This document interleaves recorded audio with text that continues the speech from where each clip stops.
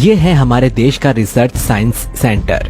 यहाँ हमारे होशियार साइंटिस्ट एक ऐसा रोबोट बना रहे हैं जो देश में होने वाले आतंकवादी हमलों से हमारे देश की रक्षा कर सकता है। वो अकेले ही उनको मुंह तोड़ जवाब दे सकता है। उनके पीठ पर जेट रॉकेट लगे हुए हैं जिससे कि वो मौकाए वारदात पर कम से कम समय में पहुंच सके। ये बात हमारे पड़ोसी मुल्क के आतंकवादियों को पता चलती है और वो रिसर्च सेंटर पर हमला कर देते हैं। हमारे भारतीय सैनिक और आतंकवादियों में मुठभेड़ होती है। पूरी रिसर्च सेंटर में गोलाबारी शुरू हो जाती है, लेकिन हमारे सैनिक शहीद हो जाते हैं और आतंकवादी रिसर्च सेंटर पर कब्जा कर लेते हैं। इन आतंकवादियों में से एक साइंटिस्ट होता है। वो अपने साथी को कहता है, मैं इस रोबोट में अपनी जरूरत के मुताबिक बदलाव कर सकता हूँ और उसे इस तरह शक्तिशाली बनाता हूँ कि वो इसी देश में आतंक फैला सके। हाँ भाई, ये सही है। इन्हीं का रोबोट इन्हीं के देश में तबाही मचा देगा। सब आतंकवादी हंसने लगते हैं और उस रोबोट को हमारे देश पर हमले के लिए छोड़ देते हैं। रोबोट अपने जेट रॉकेट से एक शहर जाकर तबाही मचाने लगता है। उसके हाथों से गोलियां निकल रही होती हैं, जिसकी वजह से बहुत सारे लोग मारे जाते हैं। वो रोबोट लोगों को अपने पैरों के नीचे कुचलने लगता है, बड़ी बड़ी इमारतों को अपने हाथों से नीचे गिरा देता है। चारों तरफ अफरा तफरी मच जाती है, सब लोग डर जाते हैं। पुलिस भी वहां पहुंच जाती है और रोबोट को काबू करने की कोशिश करने लगते हैं, लेकिन वो रोबोट पुलिस वालों को भी मारने लगता है। वहीं रोशन अपने दोस्तों के साथ कॉलेज से घर जा रहा होता है। उसके दोस्त ये सब देखकर डर जाते हैं। रोशन डरपोक नहीं होता और शिवजी का वो बहुत बड़ा भक्त होता है। रोशन अपने दोस्तों से कहता है, सुनो दोस्तों, बहुत से लोग मारे गए हैं, लेकिन बाकी के लोगों को हम बचा सकते हैं। कैसे बचाएंगे? इस रोबोट को देख रहे हो? जरूर ये आतंकवादियों की नई चाल है। ये हमारे देश पर एक रोबोटिक आतंकवादी हमला ही है। हम इस रोबोट से नहीं लड़ सकते।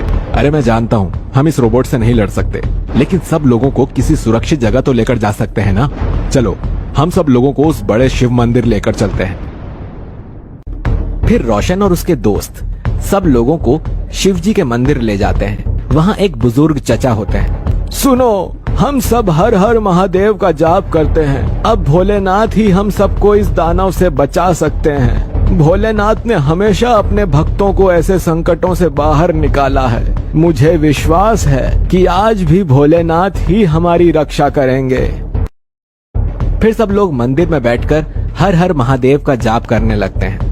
हर हर महादेव, हर हर महादेव, हर हर महादेव। और फिर सभी लोगों की प्रार्थना सुनकर शिवजी प्रकट हो जाते हैं और नागलोक से इच्छाधारी नागिन कालिनी को कैलाश पर्वत पर मिलने के लिए बुलाते हैं। कालिनी के आने के बाद, देखो कालिनी, इस यंत्र मानव रूपी दानव ने पृथ्वी पर आतंक फैला रखा है, निर्दोष मनुष्यों की हत्या की है, शहर को थोड़े ही समय में खंडहर बना दिया है। अब इसे दंड देने का समय आ गया है। मैं अपने भक्तों को और कष्ट में नहीं देख सकता। मेरे भक्त मेरा आह्वान कर रहे हैं, इसीलिए मैंने तुम्हें यहाँ बुलाया है। तुम में अद्भुत शक्तियां हैं, इसीलिए मेरी इच्छा है कि तुम इस यंत्र मानव का सामना करो। अवश्य भगवान, आपकी इच्छा मेरे लिए आदेश है। मैं आपके आदेश का पालन अवश्य करूंगी और इन मनुष्यों को उस यंत्र मानव से बचाऊंगी। जाओ और उस यंत्र मानव को अपने कर्मों का दंड देकर मनुष्यों की रक्षा करो। यशस्वी भव। कालिनी उस रोबोट को रोकने के लिए उसके सामने आकर खड़ी हो जाती है। उसे अपने सामने खड़ा होकर रोबोट उसे अपने हाथों से पंच मारने लगता है। कालिनी भी रोबोट को पंच मारने लगती है। दोनों में घमासान युद्ध शुरू हो जाता है।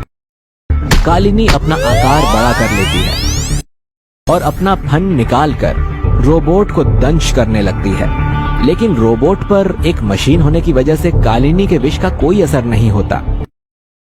रोबोट अपने दोनों हाथों से कालिनी को पकड़कर उसे पटकने की कोशिश करने लगता है, लेकिन कालिनी अपनी पूंछ लंबी कर लेती है और रोबोट को जकड़ना शुरू करती है। उसकी लंबी पूंछ की वजह से रोबोट पूरी तरह से बंध जाता है। बंध जाने की वजह से रोबोट आग बबूला हो जाता है। वो अपनी आंखों से लेजर बीम निकालकर नागिन पर मारने लगता है और कहता है, इतनी आसानी से तुम मुझे खत्म नहीं कर सकती नागिन। मैं बहुत शक्तिशाली हूँ, पूरे शहर को तबाह कर दूंगा।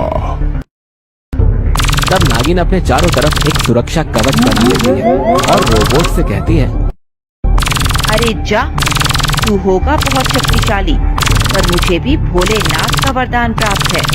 मुझे तू मार नहीं सकता। तू इतना भी शक्तिशाली नहीं कि मुझे मार सके। मेरे होते हुए तू इस शहर और शहर में बसने वाले लोगों का और नुकसान नहीं कर सकता। मैं भी तब तक हार नहीं मानूंगी जब तक तुम पूरी तरह से खत्म नहीं हो जाते। नागिन के बनाए सुरक्षा कवच की वजह से रोबोट के लेजर बीम का उस पर कोई असर नहीं होता। नागिन रोबोट को और भी ज्यादा मजबूती से जकड़ लेती है और अपने हाथों से लेजर बीम निकालती है। नागिन की लेजर बीम रोबोट पर पड़ते ही रोबोट की चिप के साथ ही सब लोग ये देखकर खुशी से शिवजी और नाग देवता की जय जयकार करने लगते हैं। शिवजी की जय, नाग देवता की जय, हर हर महादेव। कालिनी सबको आशीर्वाद देकर नागलोक चली जाती है और पूरा शहर उस रोबोट रूपी दानव के संकट से मुक्त हो जाता है।